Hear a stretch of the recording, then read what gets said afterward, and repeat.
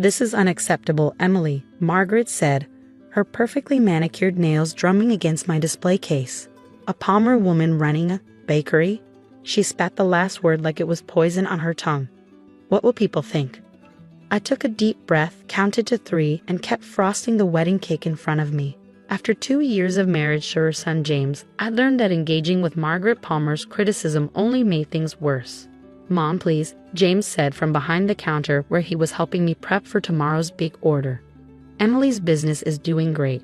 The bakery's gotten write-ups in 3 magazines this month alone." Margaret's eyes narrowed. "Local magazines, dear. Hardly the kind of press the Palmer name should be associated with. My name is Emily Palmer, though sometimes I still feel strange using that surname. At 29, I built Sweet Dreams Bakery from nothing but determination and a handful of family recipes. My grandmother had taught me to bake when I was little, standing on a stool in her kitchen as she showed me how to make the perfect pie crust. Now her recipes were the foundation of my growing business. But to Margaret Palmer, no achievement could outweigh the fact that I came from common stock, as she loved to remind me. When James and I met at a charity event 4 years ago, him a successful corporate lawyer, me catering the dessert table, Margaret had done everything in her power to break us up. She even tried to bribe me to leave him, sliding a check across the table at our first private lunch together. I torn it up in front of her. Now, 2 years into our marriage, she'd shifted tactics. Instead of trying to get rid of me directly, she was determined to mold me into her idea of a proper Palmer wife. Someone who attended charity luncheons, joined the right clubs, and certainly didn't work with her hands. "The bakery cleared 6 figures last year," James said proudly, wrapping an arm around my waist. "Emily's built something special here." Margaret's lips pursed like she'd bitten into something sour. "Money isn't everything, James. There's a certain image to maintain. Your father and I have worked too hard building our family's reputation to have it tarnished by—" She gestured vaguely at the displays of cookies, cakes, and pastries. "This." I finished the last sugar flour on the wedding cake, carefully setting down my piping bag.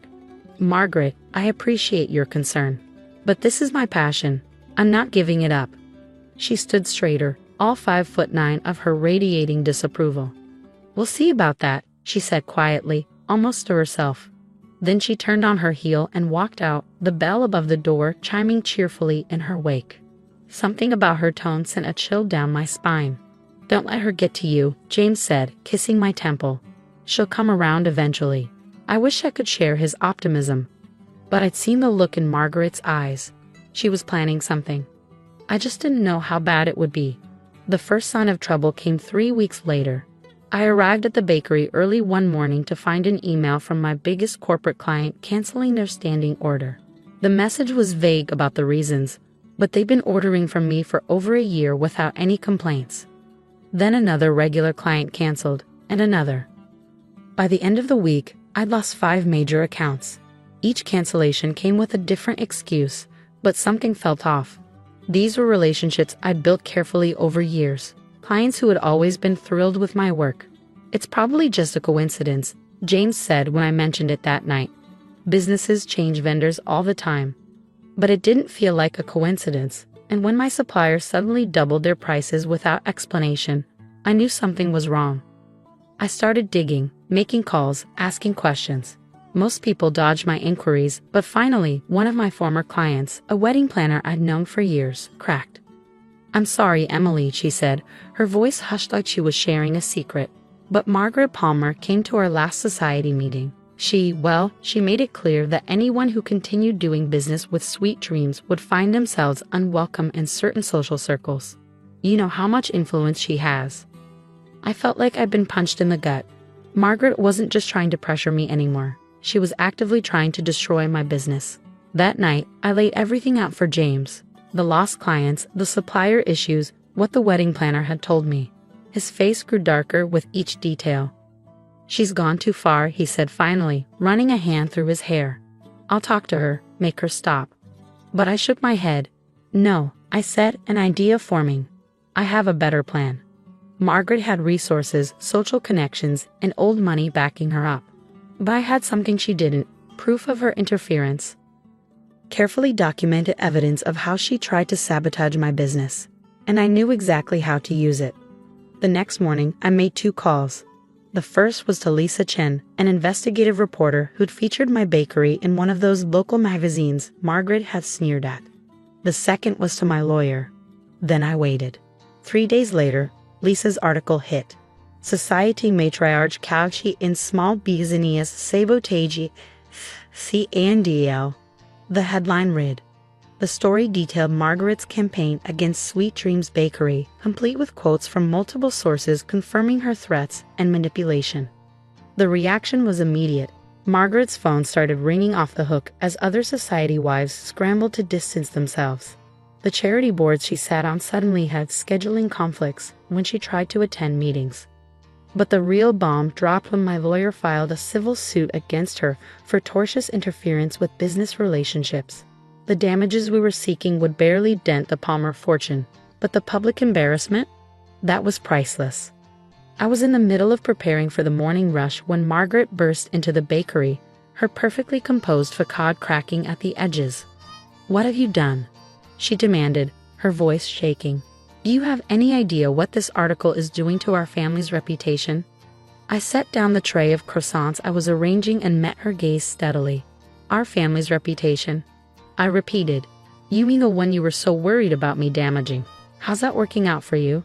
She took a step forward, but I held up a hand to stop her. "You tried to destroy something I built from nothing," I continued, my voice calm but firm. "You thought you could bully and manipulate me into being the kind of woman you wanted me to be. But here's what you didn't understand, Margaret. I'm not ashamed of what I do. I'm proud of it. And now everyone knows exactly what kind of person you really are." "I was protecting our family name," she whispered, but the words sounded hollow even to her. "No," I said. "You were protecting your ego, and look where that got you." The bell above the door chimed as a customer walked in. I turned away from Margaret, greeting them with a warm smile. "Welcome to Sweet Dreams. What can I get for you today?" When I looked back, Margaret was gone. The weeks following the article's publication were a whirlwind. My phone wouldn't stop ringing, not with cancellations this time, but with new orders. People who'd never heard of Sweet Dreams Bakery before were suddenly desperate to try my pastries, drawn in by the drama but staying for the quality. I had to hire 3 new staff members just to keep up with demand.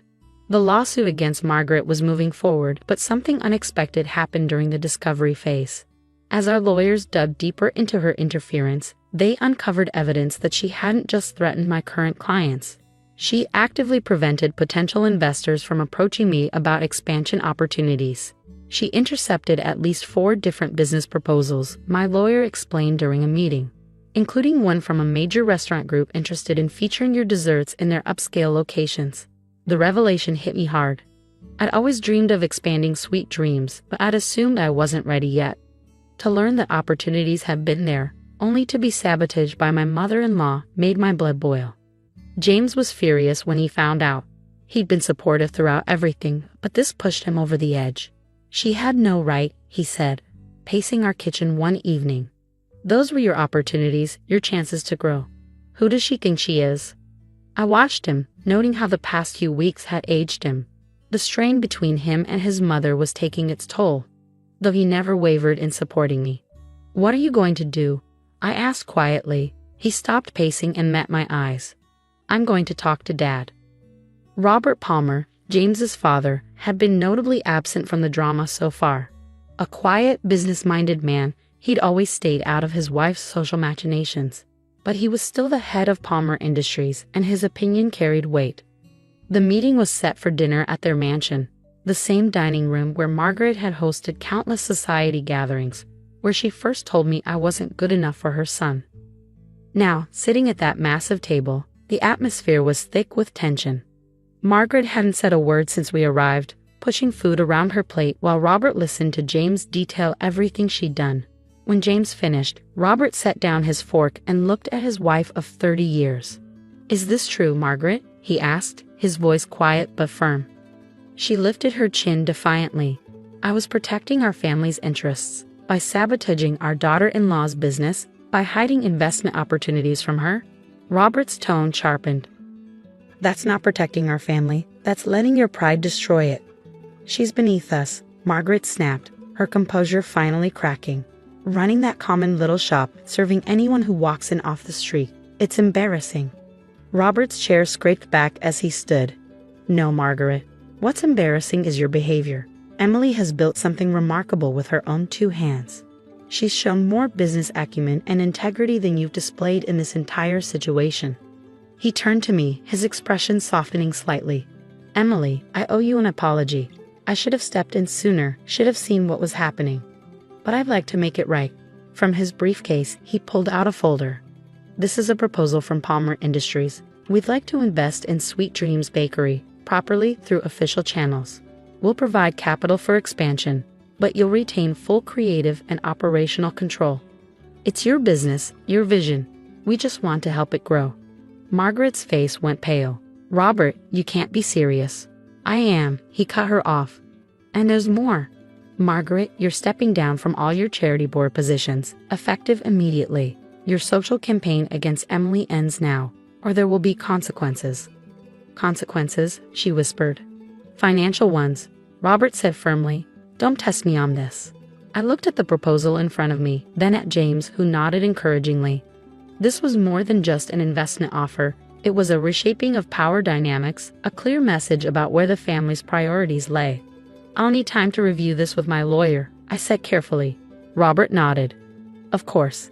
Take all the time you need. As we drove home that night, James reached over and squeezed my hand. You okay? I thought about everything that had happened, the sabotage, the exposure, and now this unexpected turn of events. Yeah, I said finally. I think I am. The next few months transformed Sweet Dreams Bakery in ways I'd only dreamed about. With Palmer Industries' investment, I opened 2 new locations, each maintaining a warm, personal touch that had made the original shop special. My grandmother's recipes were still at the heart of everything we did, but now more people could enjoy them. Margaret, true to Robert's demands, retreated from her social circles. The lawsuit was settled out of court, with a substantial donation made in her name to a fund supporting small business owners. The irony wasn't lost on anyone. 1 year after the article that had exposed everything, I stood in my original bakery, watching the morning light stream through the windows. The display cases were filled with fresh pastries, the air rich with the smell of baking bread. The bell above the door chimed. It was Margaret. She looked different, smaller somehow, without her usual armor of designer clothes and perfect makeup. She approached the counter hesitantly. Emily, she said, her voice quiet. I'd like to order a cake. For my granddaughter's first birthday next month. I studied her for a moment. This wasn't a peace offering, not exactly. But it was something. An acknowledgement, maybe, that some things were more important than social status. Of course, I said, pulling out my order book. Tell me what you had in mind. As we discussed designs and flavors, I realized something. I'd won more than just a business battle. I'd shown Margaret, and myself, that success doesn't come from a family name or social connections. It comes from passion, integrity, and the courage to stand up for what you've built. Sweet Dreams Bakery wasn't just surviving anymore, it was thriving. And the best part? I'd done it my way, on my terms. The bell chimed again as Margaret left, order slip in hand. I watched her go, then turned back to my work. There were cakes to bake, dreams to build, and a legacy of my own to create. And no one could take that away from me.